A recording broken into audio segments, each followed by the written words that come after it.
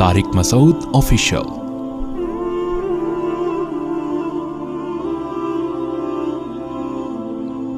حضرت حسین رضی اللہ تعالیٰ عنہ کا موقف یہ تھا کہ میں یزید جیسے آدمی کے ہاتھ پر بیعت کرنے کے لیے تیار، بولو بھائی، نہیں، میں نہیں بیعت کرتا اس کے ہاتھ، کیونکہ یزید کے بارے میں خبریں تھیں، بعض کہتے تھے شراب پیتا ہے۔ حضرت مفتی محمد تقی عثمانی صاحب کا انہوں نے فرمایا ہے کہ کسی مستند روایت سے ثابت نہیں ہے شراب پینا، روایتیں ہیں مگر کوئی اوتھینٹک روایت نہیں ہے۔ تو اب نتیجہ کیا نکلا کہ حضرت حسین رضی اللہ تعالیٰ عنہ کے پاس کوفہ سے خطوط آئے۔ کوفہ کا گورنر تھا ابن زیاد، وہ بھی یزید کا آدمی تھا، بڑا ظالم آدمی تھا وہ۔ اہل کوفہ کے خطوط آئے کہ آپ آ جائیں یہاں پر، یہاں سب لوگ آپ کے ہاتھ پر بیعت کرنے کے لیے تیار ہیں۔ حضرت حسین کا خیال یہ تھا کہ اگر یہ سب تیار ہیں تو یزید کی حکومت بغیر لڑائی کے، بغیر بڑے قتال کے، مسلمانوں کے خون خرابے کے بغیر ختم ہو سکتی ہے۔ آئی بات سمجھ میں؟ جو انفارمیشن آپ کو ملی تھی، جو نالج آپ کو ملی تھی، وہ نالج غلط تھی۔ اگر وہ نالج صحیح ہوتی تو حضرت حسین کبھی کربلا کی طرف رخ نہ کرتے، کیونکہ حضرت حسین کا موقف بھی یہی تھا کہ مسلمانوں کی تلواریں آپس میں نہ چلیں۔ حضرت حسین رضی اللہ تعالیٰ عنہ کے پاس جب 50 سے زیادہ خطوط آئے ہیں اہل کوفہ کی طرف سے کہ آپ آئیے، آپ آئیے، آپ آئیے، تو پہلے حضرت حسین رضی اللہ تعالیٰ عنہ نے اپنے رشتہ دار جو آپ کے چچزاد تھے مسلم بن عقیل، ان کو بھیجا۔ نتیجہ کیا نکلا؟ مسلم بن عقیل کا وہاں پر حکومت نے گرفتار کر کے ان کو قتل کر دیا۔ اب یہ ایک ایسا ظلم تھا جس کے ظاہر ہے کہ کسی کو سفیر بنا کے بھیجا جائے، کسی کو حال احوال دیکھنے کے لیے بھیجا جائے، اور حضرت حسین کی نیت ہرگز بغاوت کی نہیں تھی، مگر کوفہ کے گورنر کو اور یزید کو یہ خیال تھا کہ خلافت کے اصل اہل یقیناً یہی ہیں، کہیں ایسا تو نہیں ہے کہ یہ امیر بننا چاہتے ہیں، یہ خلیفہ بننا چاہتے ہیں۔ ایک خوف اس کے دل میں بیٹھ گیا تھا، ایک لاشعور میں خوف ہوتا ہے نا، انسان کے دل میں بیٹھ جاتا ہے کہ آپ 100 دفعہ بھی کہیں بھی میری یہ نیت نہیں ہے، مگر وہ ڈر رہا ہوتا ہے کہ یار یہ کچھ کر نہ لیں۔ تو جب مسلم بن عقیل کو شہید کیا گیا، حضرت حسین رضی اللہ تعالیٰ عنہ جا چکے تھے۔ جب حضرت حسین رضی اللہ تعالیٰ عنہ کوفہ کی طرف جا رہے تھے، بہت سارے صحابہ نے آپ کو منع کیا، جن میں عبداللہ ابن عمر رضی اللہ تعالیٰ عنہ بھی تھے، عبداللہ ابن عباس رضی اللہ تعالیٰ عنہ بھی، کہ آپ یہ کام نہ کریں۔ بعض نے تو کہا کہ ہمیں آپ کی شہادت کا یقین ہے، کیونکہ جس حالات میں آپ جا رہے ہیں حکومت یہ سمجھے گی کہ بغاوت کرنے آ رہے ہیں، لہذا وہ آپ کو کیا کرے گی؟ اس بیس پہ قتل نہیں کرے گی کہ آپ نواسہ رسول ہیں، کیونکہ وہ بھی مسلمان تھے، اس بیس پہ قتل کرے گی کہ آپ کی نیت کیا ہے؟ حکومت کے خلاف بغاوت۔ تو ان کے پاس ایک اپنے آپ کو برحق ثابت کرنے کے لیے ایک دلیل ہوگی کہ حکومت کا باغی جو بھی ہو اسے کیا کر دو؟ قتل۔ رسول اللہ صلی اللہ علیہ وسلم نے فرمایا، صحیح حدیث ہے، کہ جب مسلمان کسی ایک امیر پہ جمع ہو جائیں تو اس کے خلاف جو بھی اٹھے، نبی نے فرمایا اس کو قتل کر دو، کائنم من کان، چاہے وہ اس کے خلاف اٹھنے والا کتنا ہی نیک کیوں نہ ہو۔ یہ حدیث کے الفاظ ہیں۔ حضرت حسین کا موقف یہ تھا کہ میں نے ابھی تک یزید کی خلافت اور حکومت کو تسلیم نہیں کیا، لہذا میں اس وعید میں داخل نہیں ہوں۔ اب ہوا یہ کہ حضرت حسین رضی اللہ تعالی عنہ جب گئے ہیں اور کربلا کے مقام پہ پہنچے ہیں، تو وہاں آپ رضی اللہ تعالیٰ عنہ کو مسلم بن عقیل کی شہادت کا بھی پتہ چلا، اور اندازہ ہوا، میں بہت شارٹ کر کے سنا رہا ہوں، اندازہ ہوا کہ حالات ایسے نہیں ہیں جیسے میں سمجھ رہا تھا۔ عبید اللہ جو ابن زیاد تھا بدبخت، اس نے حضرت حسین کو یہ کہا کہ بغیر کسی شرط کے حضرت حسین کو گرفتار کر کے لاؤ اور میرے ہاتھ پر بیعت کراؤ۔ یہ رسول اللہ صلی اللہ علیہ وسلم کے نواسے کی توہین تھی کہ آپ صلی اللہ علیہ وسلم کے نواسے ہیں اور ان کے ساتھ ایسے معاملہ کیا جائے جیسے ایک عام شخص کے ساتھ معاملہ کرتے ہیں، ان کو گرفتار کر کے معاذ اللہ گھسیٹ کے لاؤ اور میرے ہاتھ پر بیعت پر کیا کرو، ان کو مجبور کرو۔ حضرت حسین رضی اللہ تعالیٰ عنہ کا کربلا کے میدان میں موقف یہ تھا کہ میں اگر بیعت ہوں گا تو ڈائریکٹ یزید کے ہاتھ پہ بیعت ہوں گا جو مسلمانوں کا خلیفہ ہے، ابن زیاد کے ہاتھ پر بیعت نہیں ہوں گا۔ یہ بھی اس تاریخ کا ایک اہم پہلو ہے کہ حضرت حسین نے کوفہ جانے کا ارادہ ترک کر دیا اور کربلا سے شام جانے کا آپ رضی اللہ تعالیٰ عنہ نے ارادہ کر لیا. اور بعض مورخین نے لکھا ہے کہ حضرت حسین جو واپس آ رہے تھے تو وہ کربلا سے گزر رہے تھے, وہ واپسی کا راستہ ہی شام کا راستہ ہے. نہیں یاری بات میرا خیال ہے سمجھ, وہ جس ٹریک پر چل رہے تھے وہ راستہ کون سا ہے, وہ شام کو جاتا ہے. یہ اس کی علامت ہے کہ آپ یزید سے ملاقات کے لیے, مذاکرات کے لیے تیار, بولو بھائی, ہو چکے تھے. کہ میں خود براہ راست یزید سے مل کے حال احوال دیکھتا ہوں, اگر مجھے سمجھ میں آئے تو میں اس کے ہاتھ میں بیعت ہو جاؤں گا. حضرت حسین رضی اللہ تعالی عنہ کا مقصد حکومت کے خلاف تلوار اٹھانا, بولو بھائی, نہیں تھا, ورنہ وہ اس کے لیے تیار نہ ہوتے. مگر جو ابن زیاد تھا اس نے حضرت حسین رضی اللہ تعالی عنہ اور آپ کے ساتھ جتنے اہل بیت تھے ان پر ظلم یہ کیا اس بدبخت نے کہ اس نے انہیں شام جانے کا راستہ نہیں دیا, اور اس میں اپنی توہین محسوس کی کہ میرے ہاتھ پر بیعت کیوں نہیں ہو رہے, اور لشکر بھیجا جس لشکر نے چاروں طرف سے حضرت حسین رضی اللہ تعالیٰ عنہ کو گھیرا. حضرت حسین نے کہا کہ میں عزت کی جو موت ہے اس کو ذلت کی زندگی پر ترجیح دیتا ہوں. کوئی بھی غیرت مند ہوتا تو اس وقت یہی کرتا کہ بھئی جب میں اپنے دعوے سے بھی دستبردار ہو گیا اور میں شام جانے کے لیے بھی تیار ہو گیا, اب میرا راستہ روکنے کی کیا حقیقت ہے. اللہ تعالی کوفہ کے گورنر کے ذریعے حضرت حسین کا قتل کروانا چاہتے تھے تاکہ اس کی بدبختی ساری دنیا کے سامنے ظاہر ہو جائے. اگر حضرت حسین پھر بھی تلوار چلاتے, پھر بھی لڑتے, تو حضرت حسین پر یہ الزام لگایا جا سکتا تھا کہ معاذ اللہ آپ باغیوں میں ہیں. تو اللہ تعالیٰ نے اپنے نبی کے نواسے کو اس الزام سے محفوظ رکھا اور آپ نے لڑائی کا ارادہ ترک کر دیا. حضرت حسین نے کربلا کے میدان میں جو لڑائی لڑی ہے وہ اقدامی لڑائی نہیں تھی, وہ دفاعی لڑائی تھی. دیکھو جب حکومت آپ کو گھیر لے چاروں طرف سے, آپ کہیں ٹھیک ہے بھائی میں لڑائی سے دستبردار ہوتا ہوں, مجھے میرے گھر جانے دو. حضرت حسین کا ایک مطالبہ یہ بھی تھا کہ یا تو مجھے واپس جانے دو مدینہ, میں جہاں سے آیا ہوں وہیں جا رہا ہوں واپس, مکہ جانے دو یا مدینہ جانے دو. ان کا ایک مطالبہ تھا کہ نہیں, ان کو گرفتار کر کے لاؤ اور زبردستی ہمارے ہاتھ پر بیعت کراؤ. یہ ظلم تھا. نتیجہ کیا نکلا ہے کہ کربلا کے میدان میں آپ کو گھیر کر آپ کو بھی شہید کر دیا گیا, اور جتنے اہل بیت تھے مرد سوائے امام زین العابدین کے جو حضرت حسین رضی اللہ, حضرت حسن کے بیٹے تھے, ان کے علاوہ جتنے بھی اہل بیت تھے ان سب کو قتل کر دیا گیا. اور یہ اسلامی تاریخ پر ایک بدنما داغ ہے یہ واقعہ کہ ایک اسلامی حکومت تھی اور اس کے اسلامی حکمران تھے, اور ان حکمرانوں کے ہاتھوں محمد صلی اللہ علیہ وسلم کے نواسے کا سر جو ہے وہ گردن اڑائی گئی ہے. مجھ سے خدا کی قسم یہ الفاظ ادا نہیں ہو رہے, میں اپنے جذبات پہ بہت زیادہ کنٹرول کر رہا ہوں. وہ منظر کیا ہوگا کہ جب نبی صلی اللہ علیہ وسلم کے نواسے, آپ صلی اللہ علیہ وسلم کے نواسے کی گردن اڑائی گئی ہوگی. تو یہ بہت ایک اسلامی تاریخ میں ایک بدترین واقعہ ہے. لیکن بات یہ ہے کہ جب یہ واقعہ ہو گیا اور قتل کر دیا گیا, باقی جتنے بھی جو زندہ بچے تھے اہل بیت وہ یزید کے پاس لے جائے گئے. روایات میں آتا ہے کہ یزید نے ان کا اکرام کیا اور ان کو عزت کے ساتھ تحفے تحائف دے کر واپس کیا.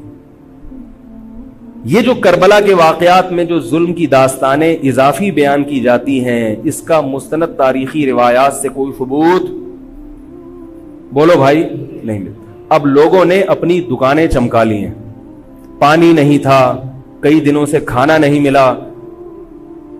صحیح روایات سے ثابت ہے کہ حضرت حسین رضی اللہ تعالیٰ عنہ کربلا کے میدان میں وضو کر کے نماز پڑھتے تھے, تو پانی تھا تو. اور بعض نے یہ کہا کہ اہل بیت کی عورتوں کی عزتیں اچھالی گئی ہیں. آپ اس طرح کی باتیں کر کے اہل بیت سے محبت کا اظہار کر رہے ہو یا ان کی توہین کر رہے ہو؟ بولو بھائی. اگر کوئی عزت دار پاک دامن عورت ہو, بالفرض اس کی عزت پہ ڈاکہ ڈلتا ہے بالفرض, تو آپ اس بات کو چھپاؤ گے نا, آپ جھوٹ بولو گے, بولو گے نہیں بھائی اس کی عزت پہ کوئی آنچ نہیں آئی ہے. کیونکہ جب عورت کی عزت کو آپ کوئی تار تار کر دے اور آپ ممبر پہ بیٹھ کے اس کو بتا دو, تو وہ عزت تار تار ہونے سے اتنی بے عزتی نہیں ہوگی جتنی اس بات کو بیان کرنے سے اس کی بے عزتی ہوگی. حقیقت یہ ہے کہ کسی مستند روایت سے ثابت نہیں ہے کہ اہل بیت کی عورتوں کی عزتوں کو اچھالا گیا. وہ نبی کے گھرانے کی عورتیں تھیں, ان کا ناخن بھی کوئی نامحرم مرد نہیں دیکھ پاتا تھا. دوپٹہ اتر گیا زینب کا اور زینب کی چادر چھن گئی, یہ سب غلط ہے, یہ سب من گھڑت باتیں ہیں.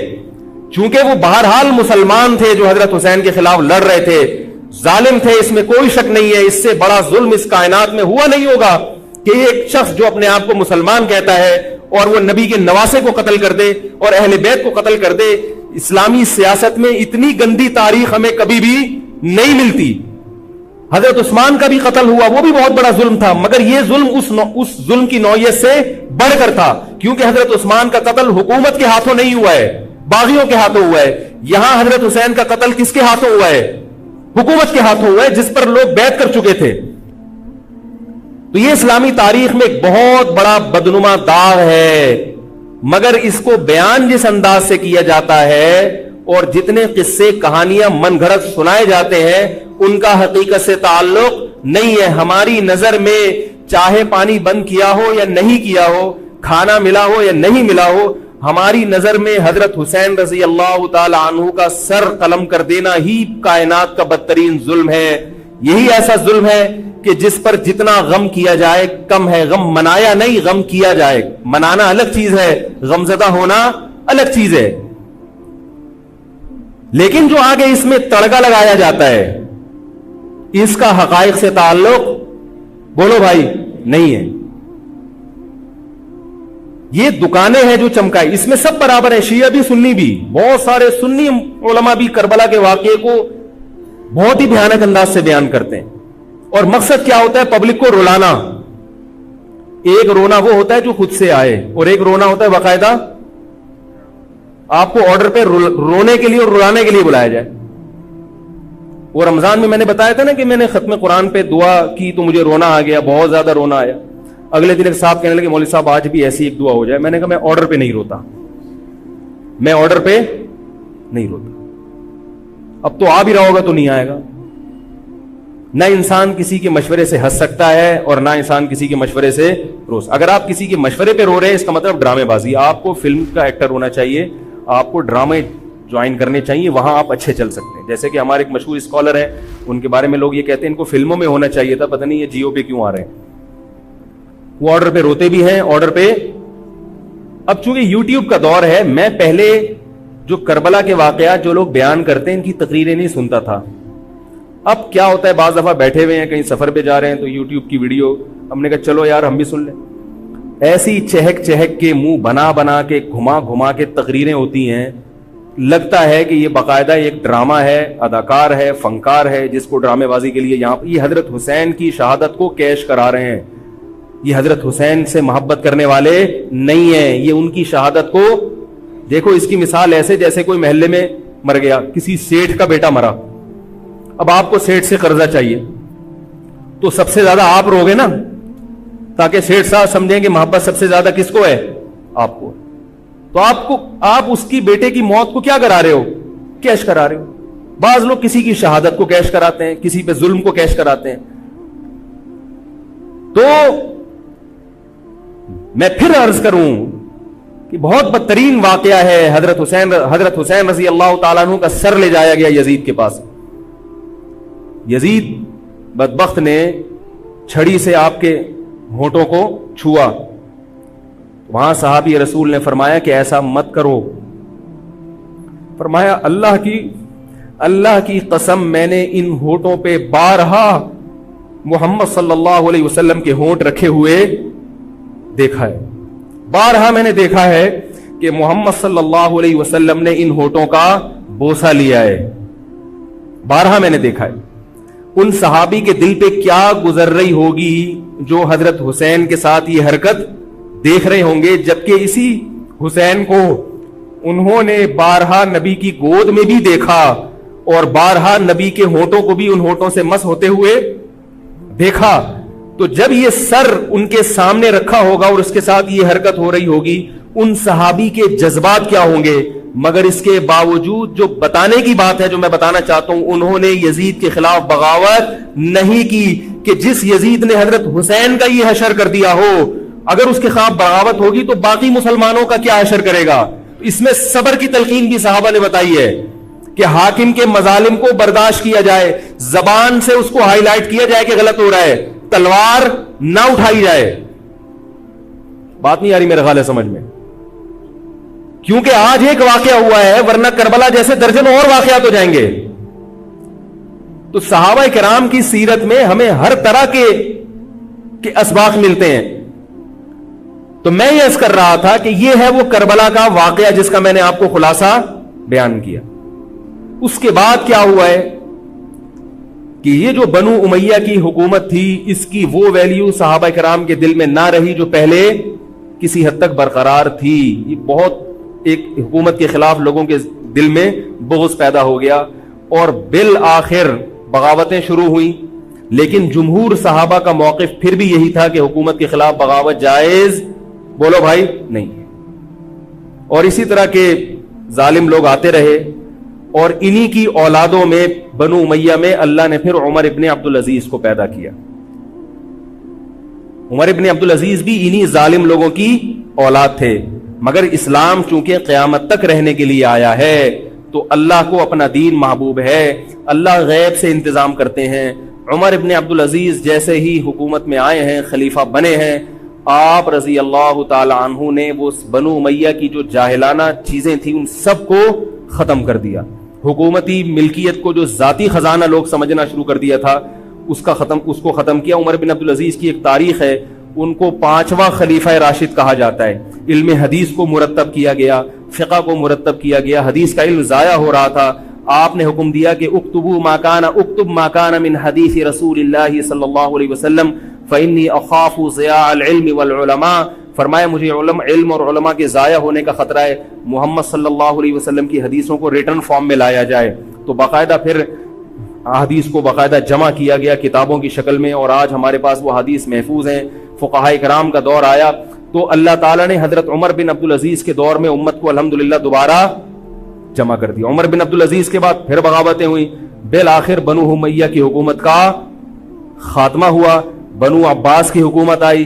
مگر بنو عباس کی حکومت آنے سے بنو امیہ کی حکومت مکمل ختم نہیں ہوئی. وہی ہوا کہ آپ نے اچھی نیت سے بغاوت کی مگر اس کا نقصان زیادہ. وہ کیا ہوا؟ بنو امیہ بھاگ گئے، اندلس میں حکومت قائم کر لی، اور ادھر بنو عباس کی. تو یہ تاریخ میں پہلا واقعہ تھا کہ اسلامی خلافت 2 حصوں میں ڈیوائیڈ ہو گئی. اس کے بعد آج تک ایک جگہ مسلمان جمع نہیں ہو سکے.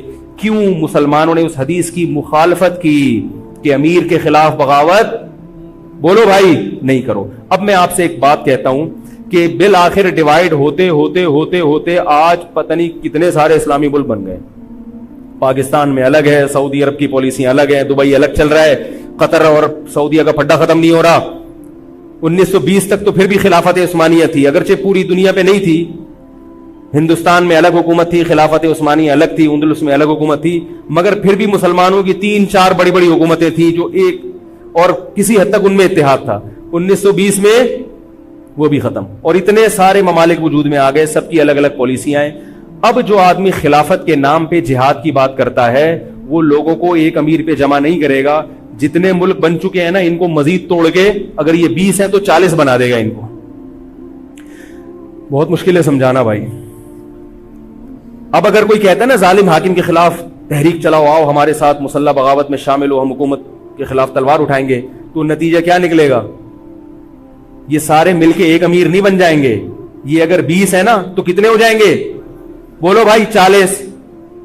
جیسے جو جماعت المسلمین بنی نا کہ 4 فقہ ہیں، حنفی، شافعی، مالکی، ہم بھی ہم نہیں مانتے، تو سب کو ختم کرو، ایک بناؤ. تو اس ایک بننے سے یہ ختم نہیں ہوئے بلکہ 4 کے بعد کتنے آ گئے؟ 5 ہو گئے. نہیں آ رہی بات میرا خیال؟ آ رہی ہے الحمدللہ. اور بھی جو بھی اس کی باتیں کر رہے ہیں نا امت کو اتحاد کے لیے، آ جاؤ میرے پاس آ جاؤ، تو وہ 6واں بنا رہا ہے، 7واں بنا رہا ہے، پھر 8واں بنا رہا ہے، ایسے بنتے چلے جا رہے ہیں. او بھائی جو ہے وہاں بریک لگا دو، اللہ کا واسطہ روک دو ان کو. کوئی بات نہیں، 4 ہیں، جو جس کو فالو کرے ٹھیک ہے، کچھ نہیں ہوتا اس سے، ہمیشہ سے چلے آ رہے ہیں. تو اب اگر ایک خلیفہ نہیں ہے، ہونا تو چاہیے ایک ہی خلیفہ، نہیں ہے تو جو ہے اسی پہ گزارا کرو، ورنہ اس سے بھی جاؤ گے، اس سے بھی جاؤ گے. تمہاری کوئی مضبوط طاقت اور قوت ہوگی نہیں. کافر جب چاہے گا تمہیں ٹیشو پیپر کی طرح استعمال کر کے پھینک دے گا. تو کربلا کے واقعہ سے ہمیں کیا سبق ملتا ہے؟ علامہ ابن تیمیہ رحمہ اللہ تعالی فرماتے ہیں کہ جمہور صحابہ کی جو رائے تھی، حضرت حسین رضی اللہ تعالیٰ عنہ کی بھی اپنی ایک رائے تھی، مگر ابن تیمیہ رحمہ اللہ فرماتے ہیں کہ اگر حضرت حسین رضی اللہ تعالیٰ عنہ کربلا کی طرف خروج نہ کرتے تو ابن تیمیہ کی رائے یہ ہے کہ یہ زیادہ بہتر تھا۔ اب آپ کہیں گے کہ صحابی رسول کی رائے سے اختلاف کر رہے ہیں، نہ وہ کہہ رہے ہیں وہ جو جمہور صحابہ تھے جو حضرت حسین کو منع کر رہے تھے وہ بھی تو صحابہ تھے، حضرت حسن بھی تو صحابی تھے، حضرت حسن نے حضرت معاویہ کے خلاف لڑائی نہیں لڑی، تو صحابہ کی دو رائے تھی، جمہور ایک طرف تھے، تو فرماتے ہیں اگر یہ نہ ہوتا تو زیادہ بہتر تھا۔